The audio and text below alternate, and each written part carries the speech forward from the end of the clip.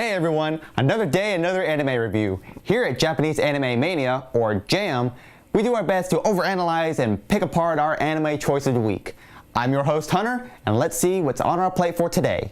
Okay, I get it. Just let me have this moment, okay guys? I'm on a roll. I loved the last week's show of Avatar. I want to review the next show, which is Korra. So, mind you, two things first. Again, if you don't consider it anime, I'm going to link PBS Idea Channel's video of its Avatar and Korra anime down in the link below, as well as going to be popping over around right here. So if you don't believe me or you don't believe like my train of thought, take his word of thought and then go on if you will. But like I said, I'll continue reviewing actual Japanese shows come next week. So if you don't want to watch this week, then feel free to move on. But yeah, I just want to get through this because I really like Korra as well. Secondly, like I said, this is a sequel series to Avatar. So if you haven't watched all of Avatar, or you just, want to go straight to Korra, I will have to warn you that there are going to be spoilers of what happened from that show. Because Korra takes place at least maybe 15 to 20 years in the future or more. I'm not exactly sure. It is a long time in the future. So be prepared if you're watching this review and you haven't watched that yet, then I would suggest to skip this review and go finish that first. Because as I said, you need to go watch The Last Airbender. So, we're good? So, let's get ready as we review Korra. Yes, all of these. Let's go. Taking place after the events of Avatar, The Last Airbender, Korra is the new Avatar. If you remember the opening quote, when an Avatar is born, that means the previous one has died. Yep. Like I said, spoilers, that means Aang is dead. So, yeah, spoilers, sorry. And that's what made Chris not want to watch the show due to one of his favorite characters no longer being in it. But either way, we still have Katara here and later some more members of the original crew, but in the end, the rest of the cast is made up of the new characters.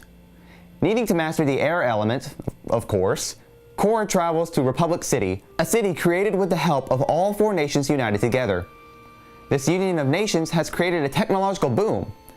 Think of it like the Fallout lore, where the nukes didn't go off and Russia and the US teamed up together and we had awesome rocket-powered cars in 1950. So that's pretty much the technological boom aspect here in Korra, because as you can tell, it just exponentially goes crazy. We had carts and horses in the last one, and here we have cars and robots. So that's really different. Korra must maintain balance within the world with the help of brothers Mako and Bolin, with Mako being a firebender and Bolin being an earthbender.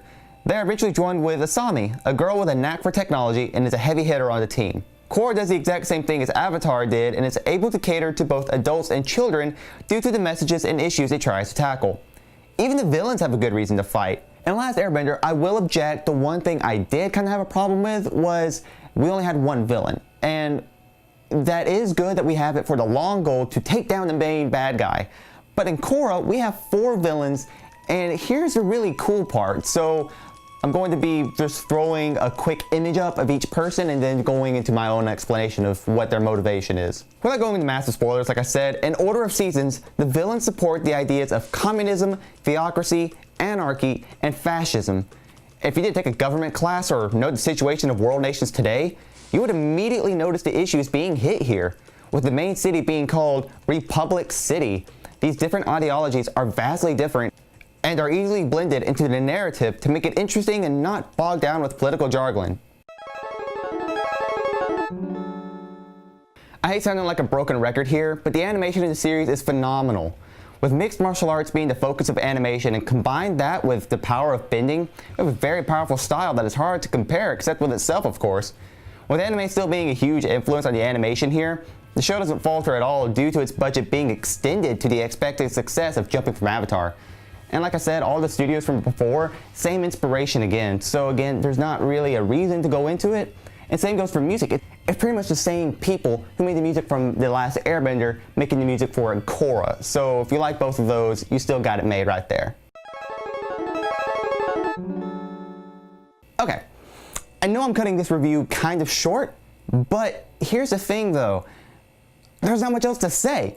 It's the same thing. It's Avatar just set in the future and a little bit shorter. And there was a lot of good things about it. I do like some of the new ideas and ideologies that tries to pops up, as well as trying to tackle the whole bisexual situation that's prevalent throughout the series. I won't spoil a lot of the things, but it's just like there's so much stuff that it's trying to do, and it does really well. But here's the situation I have with the whole show.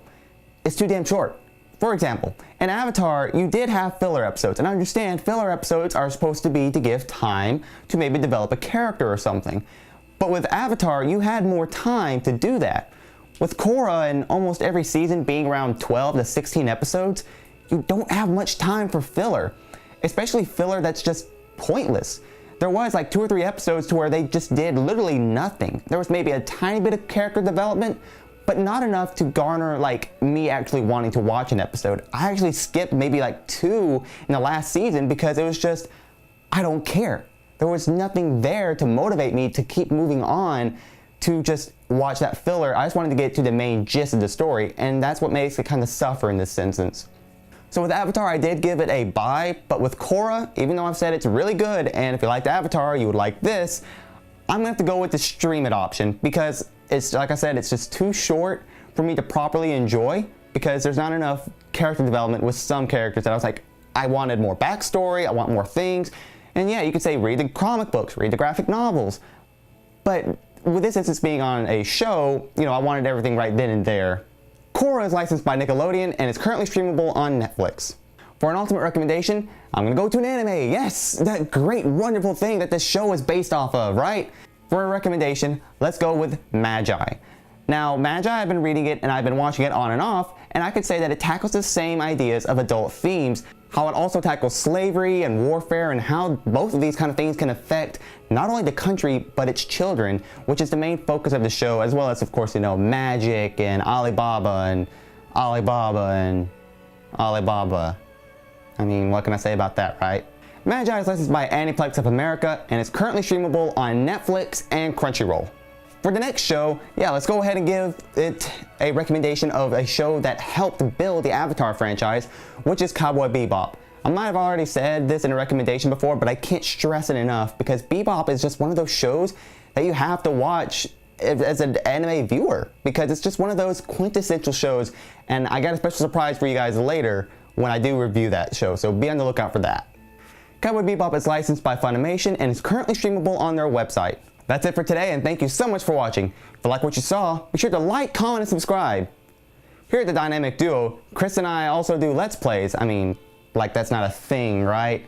But if you enjoy that kind of comedy and little gameplay kind of bits, then go ahead and click the channel link down below and you can check us out there. Links to all of our social media are down below. We have our Tumblr, our Twitter, our Facebook, so go ahead and follow those for any news, information about what's going on at the channel. Like I said, you get little sneak peeks there, what we're going to play next, or what I might review next, so go ahead and check those out if you want. Until next time, guys, be truly dynamic. See ya.